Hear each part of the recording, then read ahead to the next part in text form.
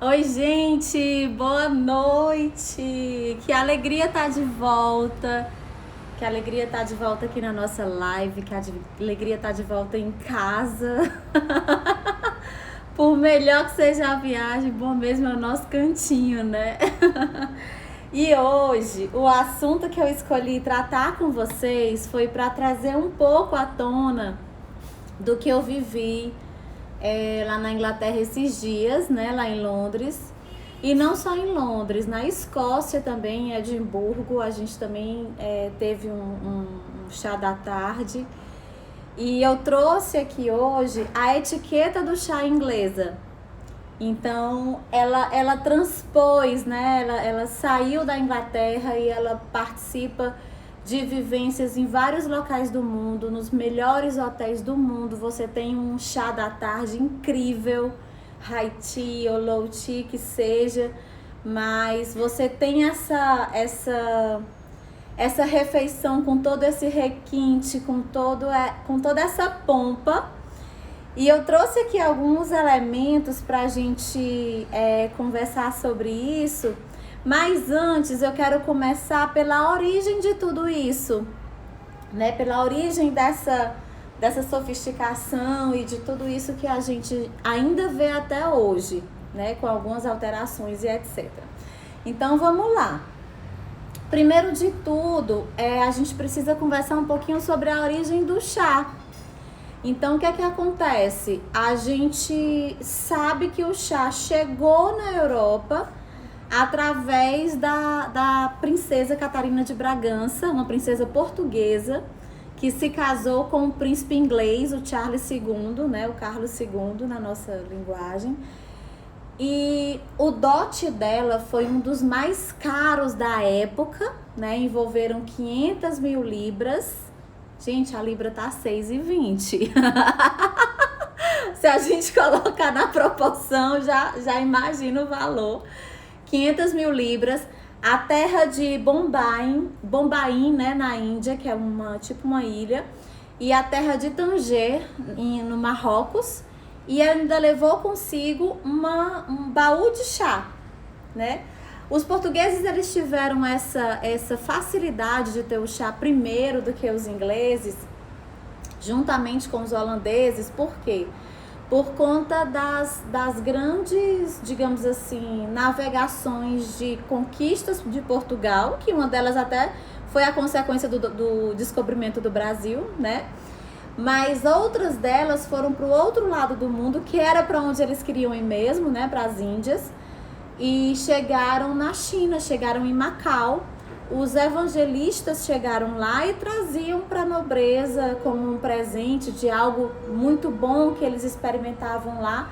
E assim a nobreza portuguesa se habituou a tomar chá. Olha que coisa legal, né? E aí o que foi que aconteceu? Quando Catarina de Bragança casou com Carlos II em 1662, ela levou esses chás e ela começou a compartilhar os chás com a realeza. Naquela época, o chá era uma especiaria caríssima. Pouquíssimas pessoas tinham acesso. Pouquíssimas pessoas, na verdade, só a nobreza tinha acesso, né? Quase 100 anos depois foi que começou a ser, digamos assim, comercializado para a aristocracia, né? Para a alta aristocracia. E aí, finalmente, na época da Rainha Vitória, que foi no final, foi de 1853 até 1901, foi que se democratizou um pouco mais a utilização do chá de forma diária, de forma habitual e etc.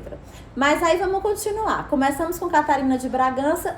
Quando foi entre 1783 e 1857, que aí já tinha a Rainha Vitória, houve uma duquesa de Bedford. O nome dela era Ana Maria Russell, desculpa. E ela sentia muita fome entre as refeições. Porque na Inglaterra, naquela época, como é que funcionavam as refeições, né? A divisão das refeições durante o dia. Existia um grande de jejum, mais ou menos às 11 da manhã, que era mais ou menos o que hoje é aqui o nosso almoço até. né? Que tinham carnes, tinham presuntos, tinham caças e bebidas e outras comidas e doces. Então era tipo assim, era uma super refeição às 11 da manhã. E a refeição seguinte só era perto das 8 da noite, né? Até porque nessa época a gente já vê uma certa coincidência do tempo com a Revolução Industrial Inglesa, né? A Revolução Industrial começou na Inglaterra e a data foi a partir de 1760 até 1840. Então foi bem, digamos assim, pareado com essa vida da Anna Russell, que era a Duquesa de Bedford. Então, o que foi que aconteceu com isso? As pessoas chegavam mais tarde do trabalho e se reuniam à mesa para jantar. E ela ficava, digamos assim, desesperada com tanta fome. E ela já tinha o hábito do chá, né? Porque ela já veio bem depois da Catarina de Bragança e ela fazia parte da nobreza. Inclusive, a Anna Russell era amiga íntima da Rainha Vitória, então elas dividiam muito, elas compartilhavam muito o chá. E aí o que foi que aconteceu? Ela disse, na hora do chá, que era entre 4 e 5 da tarde, eu vou colocar algumas comidinhas que aí eu consigo esperar para o horário do jantar tranquilamente. E assim ela fazia. Então começou a colocar pãezinhos, geleias, bolos, tortas, e sempre acompanhado do chá. Vale lembrar que naquela época na Inglaterra, o chá que se tomava era o chá indiano, basicamente o chá indiano. Até o final do século XVII, só o chá chinês, e a partir do século XVIII era o chá indiano, porque eram terras inglesas, né? E eles traziam muito o chá de Assam, que é até o chá que eu escolhi para degustar aqui com vocês hoje. Eu trouxe aqui, ó. Não sei se vai dar para ver direitinho. Esse aqui é um Assam BOP, que a gente chama. É um chá indiano preto. E ele tem umas pintinhas douradinhas, que isso aqui são brotos, que eles não oxidam. Eles ficam assim douradinhos. A gente consegue ver que tem bastante brotos. É um chá mais forte, assim, em sabor. É mais consistente, é mais marcante, né?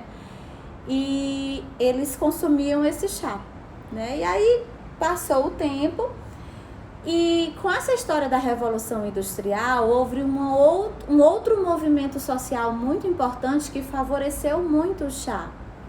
Na Inglaterra sempre teve essa questão do clima ser muito frio, né? E as pessoas pela manhã, logo que acordavam, até para se aquecer mesmo, elas bebiam bebidas alcoólicas muito pesadas. Elas bebiam gin, por exemplo. Então, você imagina você de estômago vazio, você acordar com uma dose de gin, né? E aconteceu um movimento que eles chamavam de movimento da temperança nessa época, que era uma forma de que as pessoas parassem de consumir tanto álcool, porque aconteciam muitos acidentes naturalmente, né? As pessoas bêbadas pela manhã para trabalhar, para subir em andaimes, para construir as empresas, para trabalhar nas máquinas. Então, a Rainha Vitória foi uma das que levantou essa bandeira do movimento da temperança e isso favoreceu muito ao chá. Por quê? Porque o chá era uma bebida quente, né, que aquecia naquele momento pela manhã cedo e as pessoas conseguiam trabalhar lúcidas, conseguiam trabalhar conscientes. Então isso foi muito positivo para o chá e ajudou o chá a crescer bastante na Inglaterra naquela ocasião. Então esse foi um dos pontos. E outro ponto social bem importante, deixa eu só pegar aqui minha caneta, só para anotar isso aqui, temperança. Outro ponto bem legal que aconteceu naquela época foi que muitas pessoas começaram a enriquecer com a Revolução Industrial. E com esse enriquecimento, essas pessoas começaram a ter acesso a muita coisa. Porque, como eu falei, o chá era uma especiaria muito, muito, muito cara, né? Era só realmente a alta nobreza, a alta aristocracia que tinham acesso. E de repente pessoas de classe média começaram a evoluir na escala social e começaram a ter acesso a tudo isso. Da mesma forma que começaram a ter acesso às porcelanas chinesas, começaram a ter acesso ao açúcar, que também era outra especiaria na ocasião, por isso até que eles ainda utilizam muito açúcar. Então acabou que essas pessoas elas não tinham a educação nobre, né? Então elas não tinham a educação da etiqueta da nobreza, que eram rituais necessários para a convivência entre os nobres. E aí o que foi que começou a acontecer? Isso ainda no reinado da Rainha Vitória, né? O que é que começou a acontecer? Começaram a ser escritos livros e revistas por toda a Inglaterra, ensinando como é que as pessoas deveriam se comportar. E aí entrava o chá da tarde, porque o chá da tarde ainda teve um outro ponto. Ele deu às mulheres uma liberdade que elas não tinham, né? Assim, os homens eles iam para os bares e se relacionavam com os outros homens, tinham aquele momento entre amigos e etc. E as mulheres, elas não tinham esse tipo de passeio. As mulheres, elas ficavam sempre em casa. E com a história do chá da tarde, elas conseguiam receber as amigas em casa, conseguiam preparar um tete-a-tete, como diz em francês, né? Que é aquela mesinha pequenininha que ficava no quarto e chamava a amiga, e ali elas ficavam conversando, colocando a conversa em dia. Então isso também foi muito positivo para as mulheres naquela ocasião, né? Então, por onde é que a gente já passou, né? Saímos da Catarina de Bragança, passamos pela Revolução Industrial e pela Ana Russell, chegamos na Rainha Vitória com o movimento da temperança e com toda essa escalada, né, da classe média na escala social, e eles começaram a ser chamados de snobs. Snobs, que é um nome que a gente utiliza até hoje. E por que receberam esse nome? Vem do latim sine nobilitate, né, que é sem nobreza, mas com acesso às grandes rodas sociais, e era para eles que eram feitos esses livros de conduta. Interessante esses dias, a gente passeando lá pelo museu do Sherlock Holmes. A gente sabe que é um personagem fictício, né, do Arthur Conan Doyle, que é um escritor inglês, mas é um personagem muito querido na Inglaterra. E existem pessoas estudiosas em Sherlock Holmes, olha que engraçado isso, é tipo Harry Potter, lá também tem vários lugares totalmente dedicados à história do Harry Potter. E no museu do Sherlock Holmes, na parte que a governanta dele, né, dormia na casa lá no 221B da Baker Street, tem um livro desses de etiqueta, salvo engano eu até salvei nos destaques de Londres, aqui mesmo no Instagram da Artesanal, depois dá lá uma olhadinha. É um livro de verdade, né, que foi coletado na época. Toda a decoração da casa é da época vitoriana, que coincide com a época do Sherlock Holmes, e esse livro estava lá, né, que, digamos assim, alinha com o que a gente está conversando aqui. E até falar em livro, boa parte desse assunto eu pesquisei nesse livro aqui, que é a história social do chá. Ela se deu na Inglaterra, basicamente, nos Estados Unidos, né? E ela foi escrita pela Jane Pettigrew, que foi minha professora lá, e pelo Bruce Richardson. É um livro super interessante para quem gosta de história. E é um livro que explica muita coisa que a gente vive até hoje e não sabe por quê, sabe? Assim, eu adoro esse tipo de leitura, para mim é uma diversão. E deixo a dica aqui para vocês, se depois quiserem me escrever, e eu passo direitinho os detalhes do livro e vocês podem comprar também, tá? Então, o que foi que eu preparei aqui pra gente hoje, né? Eu vou dar um pouco de noção do que acontece na etiqueta do chá inglesa. De antemão, eles utilizam chás até hoje, né? O English Breakfast, que é um blend super conhecido, super utilizado principalmente pela manhã, né? Em substituição ao que no Brasil seria o café, né? Um blend bem consistente, bem forte, eu diria, né? Na nossa linguagem um pouco mais popular. São chás pretos do Quênia, chás pretos da Índia, chás pretos da China, né? Então eles fazem esse mix desses 3 tipos de chás pretos e as pessoas bebem em geral com leite pela manhã. E aí a gente já começa uma outra história inglesa, de um hábito inglês de tomar chá preto com leite. Hoje eu vou preparar aqui para vocês. Vou até colocar logo a água aqui para ferver. E aí eu coloquei aqui deixa eu mostrar para vocês. Uma chaleira que ela tem o controle da temperatura direitinho. Vou colocar 90 graus. E ela vai começar aqui a trabalhar. Enquanto isso, eu vou preparar aqui junto com vocês. Eu peguei essa chaleira. A gente vai conseguir ver a cor do chá na hora que ele estiver sendo preparado. Opa, ela desligou aqui. Acho que a energia não tá dando muito certo, gente. Precisar pensar num plano B. Porque tá num T e ela exige muito, sabe,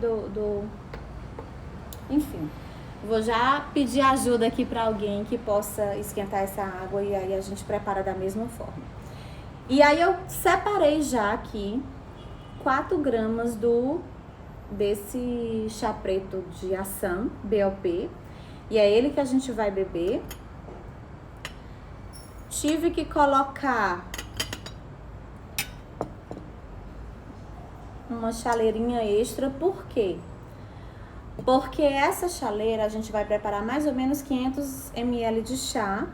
Eu trouxe 2 xícaras, elas não conseguem comportar os 500 ml de chá, porque em uma delas vou colocar o leite quente, para vocês verem exatamente como é que eles fazem lá, tá? Então, vai ficar aqui colocando em outra vasilha, por quê?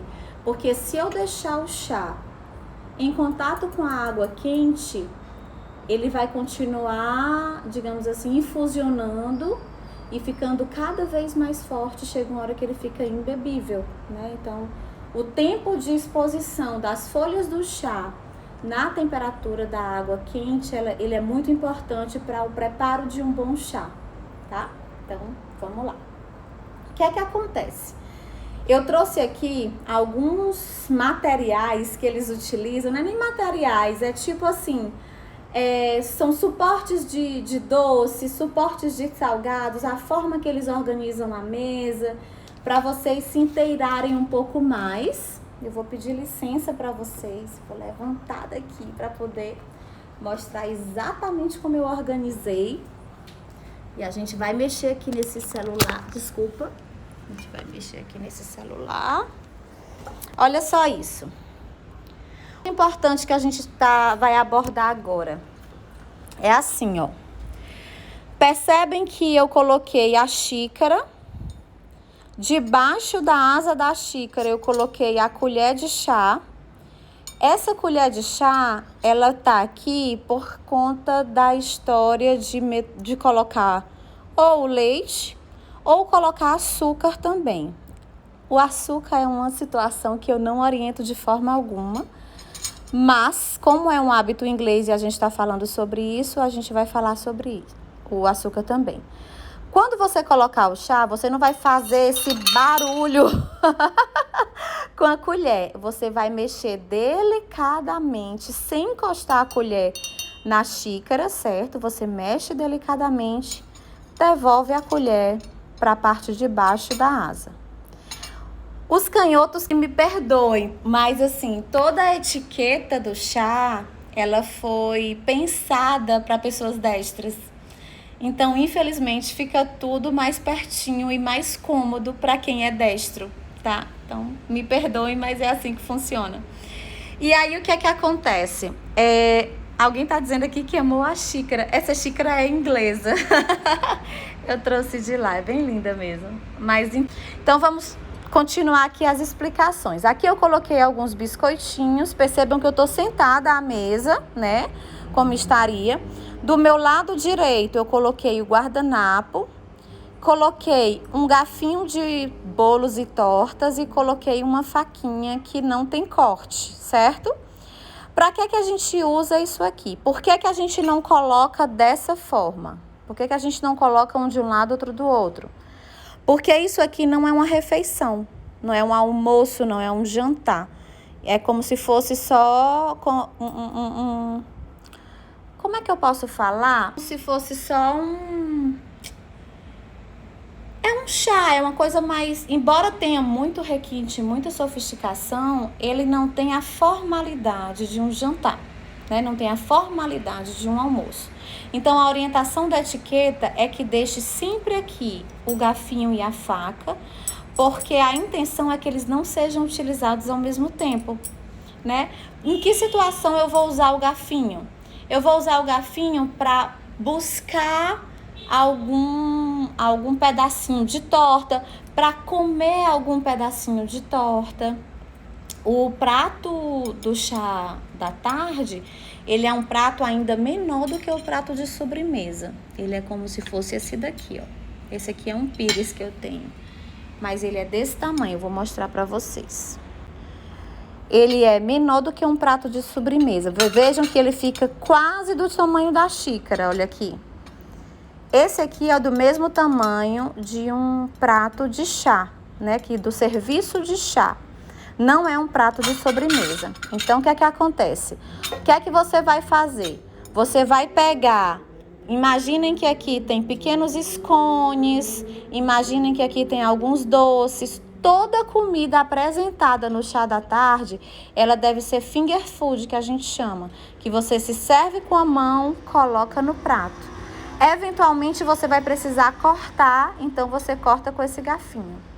Ai, Aline, mas se eu vou cortar com o garfinho, para que serve essa faquinha? Seguinte, a faquinha, ela é feita para dividir o scone ao meio. O scone é um tipo de pãozinho inglês meio sem graça aqui para nós. Mas ele, digamos assim, ele combina muito bem com o creme azedo que eles utilizam sempre e combina muito bem com a... Só um pouquinho. Lizoca, Liz, chama a Yali, por favor, rapidinho. Eu vou pedir para ela esquentar a água, desculpa, gente. Mas, enfim. Então, o scone, ele consegue, digamos assim, combinar muito bem, tanto com o creme azedo como com as geleias de frutas, que eles utilizam bastante com o chá da tarde, né? É um dos alimentos que eles colocam no chá da tarde.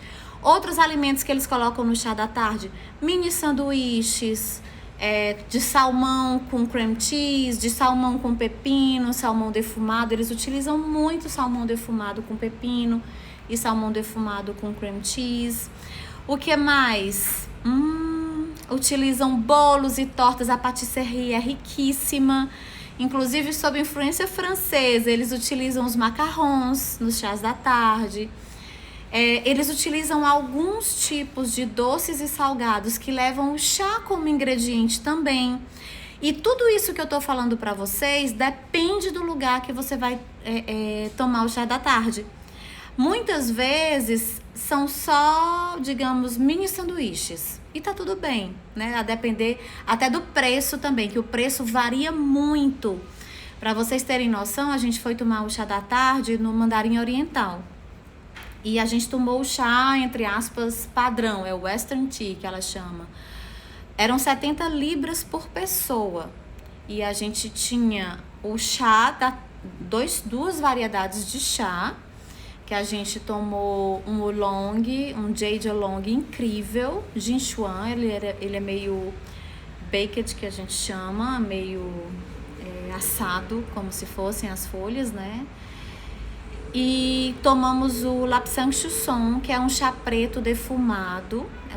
Inclusive foi o primeiro chá preto feito no mundo. Ele é incrível, ele é bem smoked mesmo. Ele combina muito com o salmão defumado, combina muito com o atum, que ele tinha os sanduichinhos de vários sabores. E depois a Tia Sommelier ainda fez um serviço pra gente, exclusivo pra gente, de Gong Fu Cha, mas que estava fora desse preço que a gente pagou. pagaria, né? Que a gente acabou ganhando de presente isso. Mas enfim. Mas o que é que eu quero dizer com isso? Esse era o chá mais simples que tinha lá à disposição no Mandarim Oriental, que é um hotel 5 estrelas elegantíssimo lá em Londres. Mas você poderia pedir uma carne recheada, você poderia pedir um filé, uma lagosta, um camarão. E aí você ia pagando por cada prato que você escolhia e dava tudo certo, assim. No final você pagava por pessoa à la carte, digamos assim. Só um pouquinho que eu vou pedir para ela esquentar a água. Amor, desliga isso aqui, ó. Desliga esse com isso aqui. E bota lá na cozinha e espera essa água chegar a 90 graus e traz, por favor. Uhum. Minha pequena, linda ajudante. Desculpa, gente. Essa cafeteira elétrica foi um presente que eu ganhei de uma amiga que mora na Alemanha. E ela tem uma voltagem diferente, é tudo diferente. Então acaba que às vezes ela dá tilt mesmo. E eu testei aqui antes de começar, mas aconteceu esse imprevisto, mas vai dar tudo certo da mesma forma, tá bom? Enquanto isso, a gente vai conversando sobre a forma de organizar o prato, os pratos e tudo mais que precisar. Eu vou mostrar para vocês mais um detalhe. Ó, percebam que é como eu disse, tá tudo voltado para a mão direita de quem tá se servindo, certo? A posição do bule é essa daqui. Por quê? Porque também está voltado para a mão direita de quem está se servindo e eu alcanço me servir, certo? O leite, da mesma forma.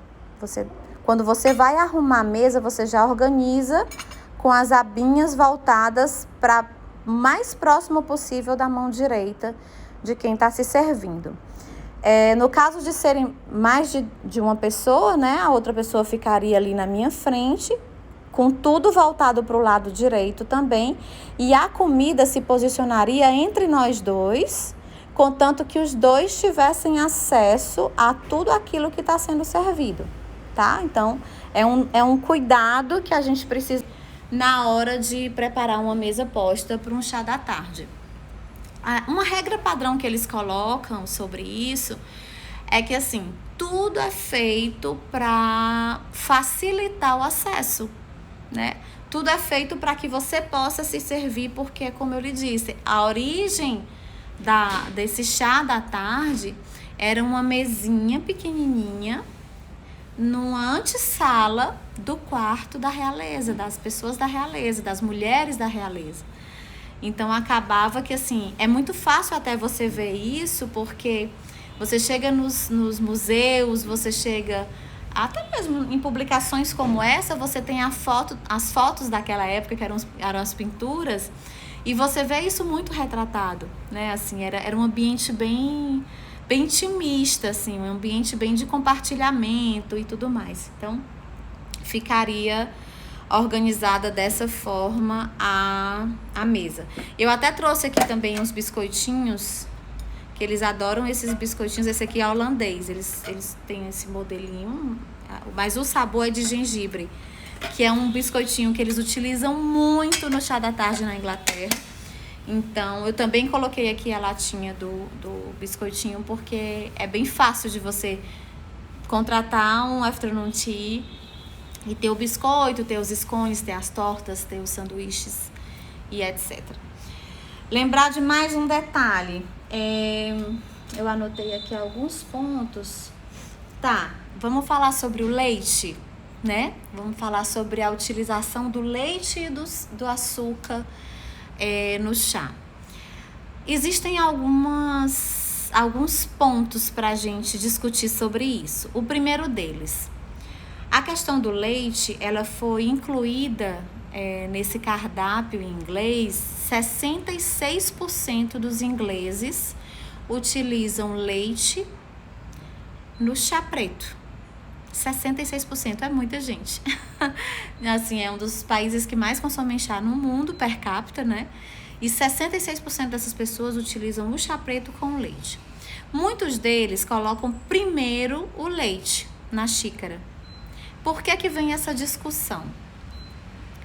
Existem relatos de várias damas aristocráticas que diziam que colocavam primeiro o leite na xícara para que a xícara não fosse, digamos assim, manchada pelo chá. Então ela acredita. E também tem a questão da temperatura, que ela dizia: minha xícara de porcelana chinesa, eu vou colocar primeiro o leite frio, porque na hora que o chá quente entrar, a temperatura vai ficar mais equilibrada e não vai ter risco de eu quebrar a minha xícara de porcelana chinesa. Então essa é uma das vertentes sobre o leite. A outra vertente sobre o leite é que, assim, a forma de tomar chá, ela foi mudando ao longo dos anos, né? Então, durante muito tempo, as pessoas deixavam o chá em contato com a água durante muito tempo. Então, o sabor desse chá ficava um sabor muito forte. Não existia um padrão de utilização, de dizer, não, você coloca uma colher de chá para 200 ml de água durante 3 minutos a 90 graus. Não tinha isso, né? Então, assim, as pessoas foram meio que descobrindo a melhor forma de consumir o chá. E elas consumiam em primeira instância por uma questão de saúde, né? Assim, muitos aristocratas e muitos nobres, inclusive um rei francês, Henri IV, eu acho, ele tinha gota e ele adotou o chá como um tratamento para ele e se deu muito bem e falou sempre muito sobre isso, né? Então acaba que isso fazia com que as pessoas também quisessem ter acesso ao mesmo tipo de bebida que o rei tinha. Então o que acontece?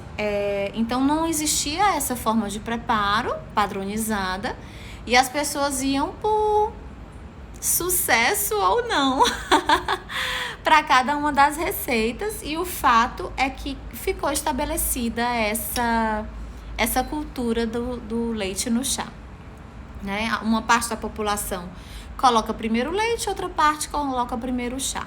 A parte que coloca primeiro o leite e fala sobre essa questão da temperatura da água na porcelana e da mancha da porcelana, e a parte que coloca primeiro o chá fala que ali ela consegue mensurar a quantidade de chá que ela vai querer, e o leite depois vai servir só para, digamos assim, temperar, né, aquele chá, só para, digamos, dar uma cor mais neutra pro chá. É como quem gosta de café com leite, né? Tem gente que gosta mais escuro, tem gente que gosta mais claro. É mais ou menos a mesma questão que eles vivem lá, tá? E sobre o açúcar, essa é uma questão bem delicada. Na Inglaterra, 33%, são estudos estatísticos mesmo, 33% da população ainda consome açúcar com o chá. Quer seja com leite, quer seja sem leite, tá? E aí, assim, tem várias vertentes também. A primeira delas também vem dessa questão do preparo, que é uma bebida, um chá mal feito é uma bebida muito amarga. Então, acabava que eles utilizavam o chá para poder, digamos assim, eles utilizavam o açúcar no chá para poder se tornar uma bebida bebível, né? Porque não tinha esse padrão. E outra vertente, que é a que eu simpatizo mais, né? Assim, é a que eu defendo mais, é assim. O açúcar, durante muito tempo, ele foi uma especiaria caríssima. Da mesma forma que o chá. Então, pouquíssimas pessoas tinham acesso, pouquíssimas pessoas poderiam comprar açúcar para ter em casa. E acaba que no momento do chá era como se fosse mais um ponto para que aquela família pudesse mostrar poder, riqueza, finesse. Esse era o símbolo do açúcar no passado, né? Então acabou que ainda ficou esse remanescente até os dias de hoje, e ainda se usa o açúcar no chá, 33% da população até os dias de hoje. Eu tô curiosa sobre a água, quero ver se deu certo. Se eu não estivesse filmando, eu daria um grito e perguntaria, mas eu vou esperar calmamente. Enquanto isso, a gente vai continuar a conversa sobre açúcar e sobre chá. Bem, falei sobre o chá, falei sobre o leite, falei sobre o açúcar. Eu escolhi um assam, né, um chá indiano, um chá preto indiano, porque ele é um chá mais forte, mais consistente. Esse chá preto em particular, ele tem essa característica porque ele vem de uma variedade da Camellia sinensis, que é a planta do chá, né? É a Camellia sinensis assâmica. Ele cresce na região de Assam, que é uma região no mesmo nível do mar, lá na Índia. É uma região que ela tem, digamos assim, chuvas, né, moderadas, mas ela também tem muito sol. Então, é uma região que as folhas desenvolveram digamos, esse varietal, né, que tem as folhas maiores e mais, digamos, até mais grosseiras, até para resistir a esse sol, né? Uma forma que a planta se defende do sol e etc. É uma região que ela faz tanto chás ortodoxos, que são os chás de folhas soltas, que é esse daqui que a gente tem, como ela também faz chá CTC, que é o chá de saquinho, que é todo picotadinho e que acaba que aí aqui tem um sabor mais marcante, um aroma mais forte, porque ele não é feito para ter equilíbrio como o chá ortodoxo, né? Ele é feito para dar cor, aroma e sabor. E rápido, né? Que é essa questão do colocar dentro da xícara e já ter o resultado, que são esses chás de saquinho que a gente encontra em supermercado e que lá fora também se usa muito, né? Assim, embora Londres seja um dos centros, um dos hubs de chá do mundo, lá tem inclusive leilões de chás ortodoxos e CTCs e etc. Eles ainda utilizam muito chá de saquinho, entre aspas, pela praticidade, né? Deixando um pouco de lado essa questão da saúde, dos benefícios nutricionais, em detrimento da praticidade, tá? Eu vou olhar ali o que é que vai acontecer com a nossa água. Gente, me perdoa a saída. Deixa eu ver aqui. Yali? Falta 2 graus. Tá faltando 2 graus. Tá mais perto do que longe. Também ela chegou agora, não sabia nem que ia ser minha ajudante. Imagina a confusão, gente. Mas enfim, ela já vai trazer. E aí eu vou virar o celular para que vocês possam ver exatamente o preparo, tá certo? Vou colocar uma xícara. Vou preparar 2 xícaras, tá? Aqui, eu trouxe a pra cá. Vou preparar essa só pro chá. Agora eu já posso desmanchar a mesa. E essa daqui eu vou colocar o chá com o leite, tá? Pode colocar aqui, ó. Por favor, coloca. Pode virar aqui dentro. Gente, para ser uma ajudante que não tá treinada, ela tá nota 10. Quem disse que eu não sou treinada? Deixa eu só. Pode colocar. Ele vai, ó. Tá vendo que ele já vai soltando bastante a cor do chá preto. Pode colocar mais, amor. Vai ser até o meio do bule. E outro ponto importante quando vocês forem preparar um chá. É importantíssimo fazer testes. Só mais um pouquinho, princesa. E ver o aroma aqui, meu povo, já tá incrível. Pronto, aqui já tem 400 ml. Eu deixei aqui um timer e a gente vai esperar o tempo certo. Olha que detalhe importante. Percebem que todas as folhas conseguem estar dentro da quantidade de líquido que a gente colocou no bule? Gente, isso é importantíssimo para que a gente consiga extrair das folhas o máximo de benefícios que elas possam oferecer. O que é que acontece muitas vezes? Às vezes a gente compra bules, ou compra canecas, ou compra mugs, ou até mesmo infusores, que as folhas ficam tão apertadinhas que não conseguem liberar todo o benefício do chá, todos os aromas, todos os sabores. Então é importantíssimo você fazer testes. Obrigada, princesa. É importantíssimo você fazer teste para saber se aquele utensílio que você vai utilizar para receber as pessoas em casa está adequado para o número de pessoas que você vai receber, para o tipo de chá e para a quantidade de chá que você vai receber. Isso também faz parte da etiqueta, né? Esse bem receber, as pessoas se sentirem, digamos assim, lisonjeadas com a qualidade do produto e do serviço que você vai prestar para elas. Então, isso é bem legal. Olha só a cor desse chá. Ainda tá faltando alguns minutinhos. Faltou 50 segundos. E ele já tá bem escuro, ó. E a gente vai tirar imediatamente desse bule. Eu vou colocar nesse para tirar de contato com essa água quente, exatamente pra gente poder misturar uma parte com o leite, tá? Tava tudo tão arrumadinho, gente, mas vida real é assim. Não fica muito quietinho, não. Ah, e eu trouxe aqui mais 2 exemplos de chás que eles utilizam muito. Ceylon Black Tea e o Blue Earl Grey, que é um blend de chá preto, pétalas de centáurea, que é um extra aqui que esse tem, e óleos essenciais de bergamota. Esse é o blend mais consumido do mundo. É um blend tipicamente inglês, feito com chá preto do Ceilão. Pronto, terminou aqui o nosso tempo. Eu vou pedir licença para virar aqui para vocês e a gente vai... Olha que linda a cor desse chá. É importantíssimo a gente tirar, ainda caíram alguns folhinhas de chá aqui dentro. Vou deixar aqui, ó. Esse daqui eu vou colocar um pouco de leite. E esse deixa eu colocar logo, que vai que eu erro a mão. Olha só. Olha como é que fica. Olha a cor que ele fica. Eu gosto mais escurinho, tá? Então, eu vou botar um pouquinho mais de chá pra ficar mais escurinho. Vocês já experimentaram chá preto com leite?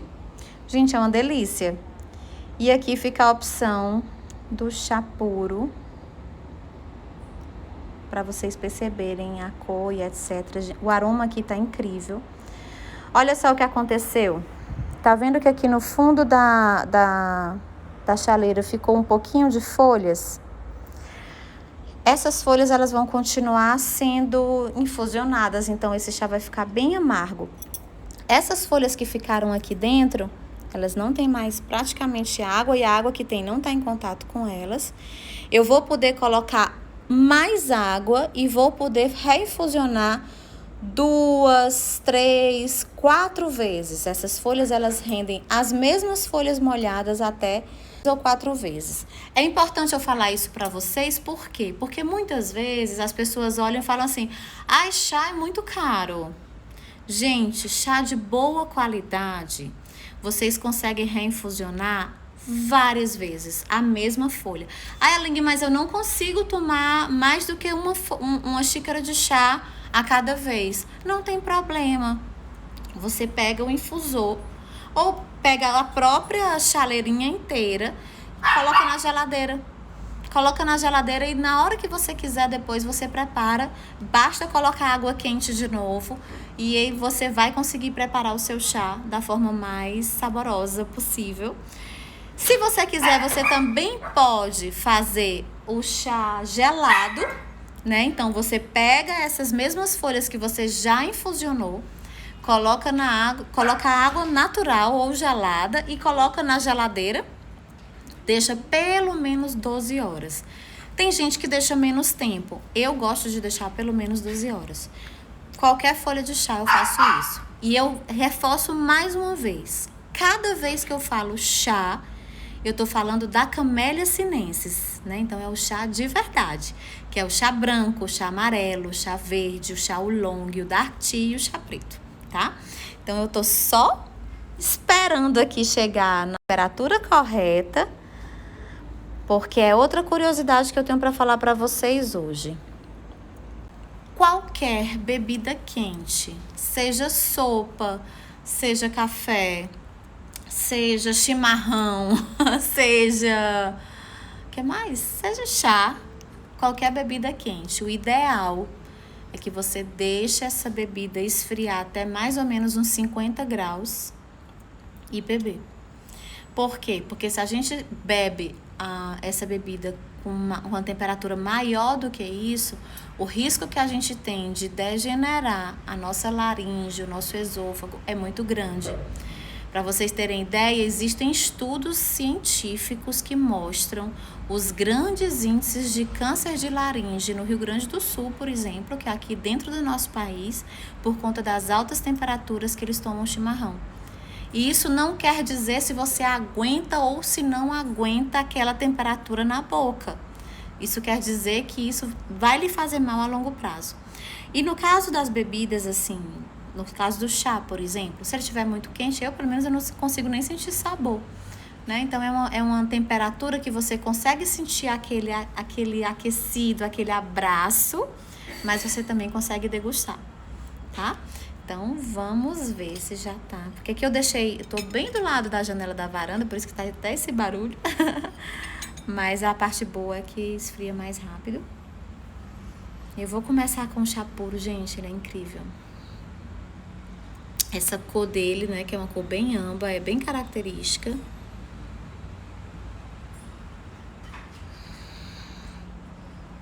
A análise sensorial desse chá, ela passa muito pelo amadeirado, né? Ele é bem amadeirado, ele passa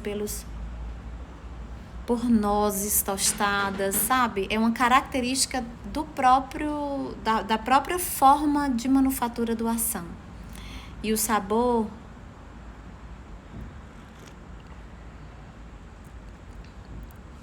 também passa pelas nuts, passa até por um certo mel.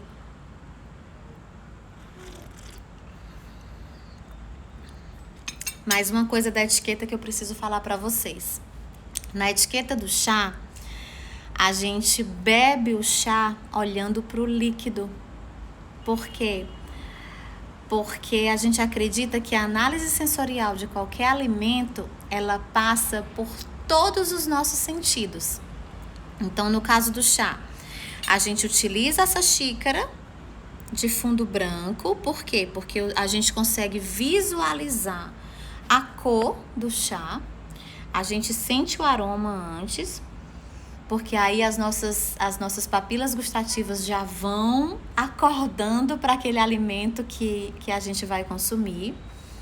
No momento que a gente bebe, a gente utiliza tanto o paladar como utiliza o tato, né? A gente chama que mouthfeels, que a gente chama, que é como se fossem as sensações táteis da boca. Então, você consegue sentir se o chá é aveludado, se ele é cremoso, se ele é mais aguado. Tem vários descritivos desses atributos do tato do chá na boca, né? Se ele é redondo, se ele é complexo. Então, tem várias formas da gente descrever isso.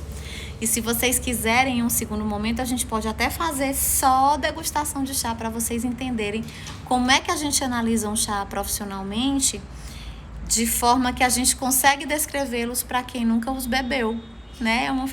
É um ponto interessante que a gente pode conversar em outro dia. Então, eu vou continuar aqui bebendo o chá, olhando para ele. Tá incrível, ficou na temperatura correta, eu fiz a 90 graus por 3 minutos. Que é como eu falei pra vocês, é outro ponto que a gente deve prestar atenção. E agora o chá, olha só, vamos tentar usar aqui a colher pra vocês verem como é que funciona. Aqui, vocês vejam que ele tá bem homogêneo, mas às vezes o leite tá mais quente, ele cria tipo umas nervuras. Você mexe sem fazer barulho.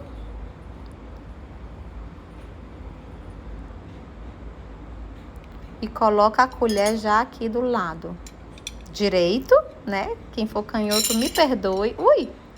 Essa xícara é bem apertadinha para colocar a colher.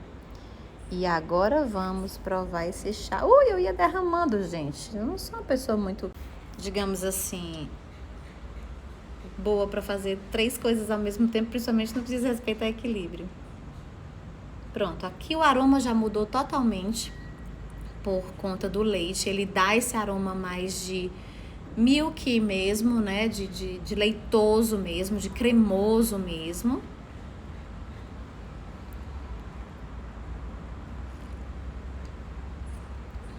sabor tá incrível, mas o leite predomina muito. E tem até um outro aspecto que a gente tem que analisar, que é um aspecto que eles têm discutido muito na Inglaterra. Cada vez mais as pessoas têm deixado de tomar leites animais para tomar leites vegetais. E qual seria o leite ideal para um afternoon tea, né? Que não brigasse tanto com as comidas, com os alimentos escolhidos para harmonizar.